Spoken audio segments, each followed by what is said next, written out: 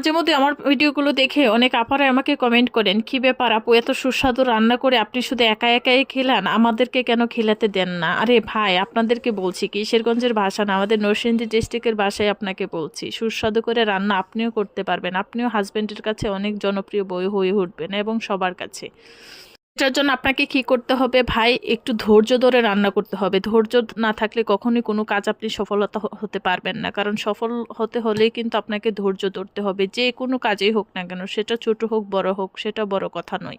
রান্নার মধ্যে যদি আপনার মনোযোগ না থাকে, রান্নার মধ্যে যদি মনটা স্থির না থাকে, কখনোই সেই রান্না কখনোই মজা হবে না। যাই হোক, আমি এখানে হচ্ছে তেলাপিয়া মাছ ভাজি করব। মাছ ভাজার জন্য হচ্ছে সব ধরনের মশলা আমি এখানে মেখে আধা ঘন্টার জন্য রেখে দিয়েছি।